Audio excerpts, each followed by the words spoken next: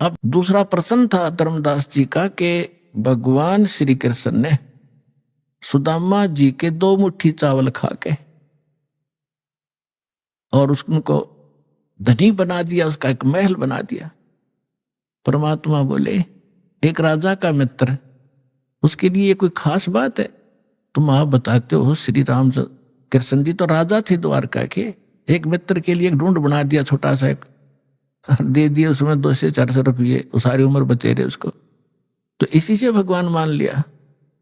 अब ये दास बताएगा अपन आत्मा वैसे थोड़ी सी जो शिक्षाएं हैं, क्योंकि जो हम पहले ज्ञान सुना करते थे वो ज्ञान समझ लो प्राइमरी सत्र का था।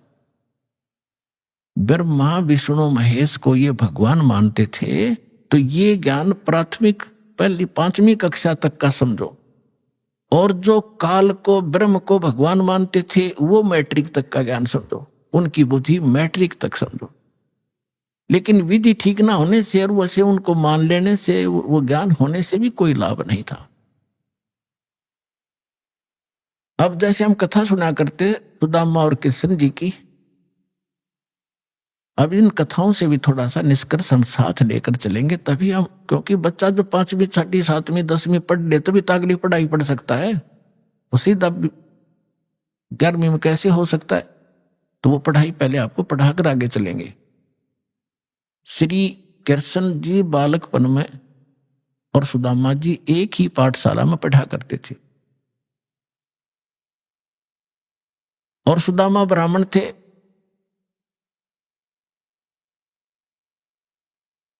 और ब्राह्मण भगवान के ज्ञान से अवश्य परिचित होते हैं।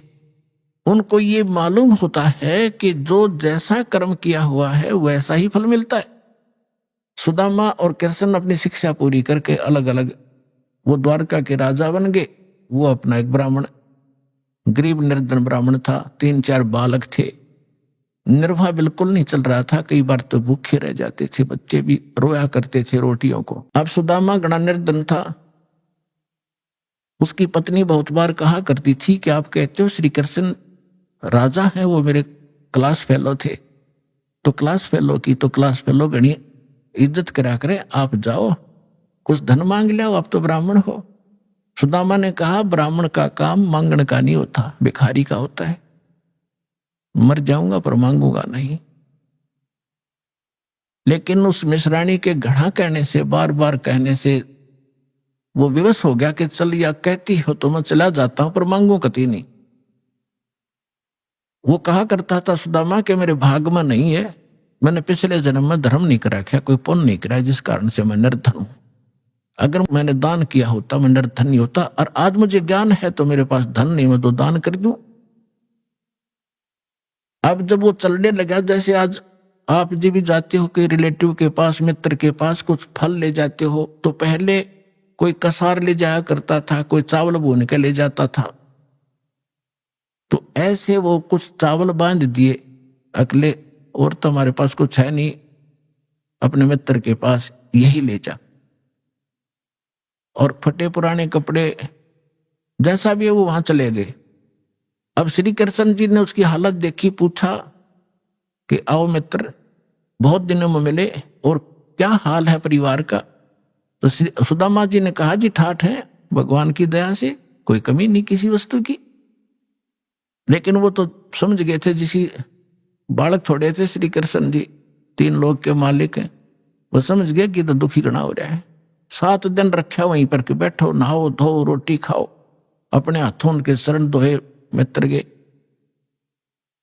अब 7 दिन के अंदर विश्वकर्मा को बुलाकर वहां महल बना दिया, पीछे थे, धन दे दिया, एक मेरे मित्र के पास भेज दो और उसको आजीवन धन दे दो।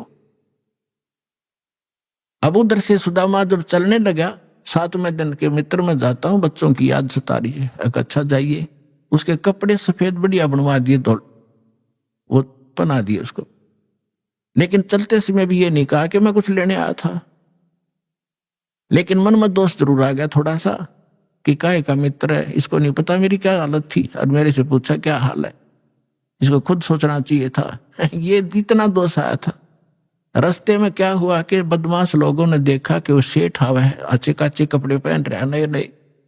उसको जाते ही पकड़ लिया, वह कपड़े भी उतार लिए सारे, जेब में कुछ था ही नहीं, वो उठा ले गए। अब फिर उसके मन में आई कि भाई गलती करी मैंने, मित्र का की आलोचना करी, जिसकी सजा मुझे ये मिल गई। क्योंकि हम भगत आत्मा इसी हिसाब ला लिया करन तुरंत। तो अब लंबी कहानी ना कहूं, दास उसने आकर देखा कि महल बना है, बड़ा खुश हुआ, लेकिन मांगा नहीं। इसको ब्राह्मण कहते हैं।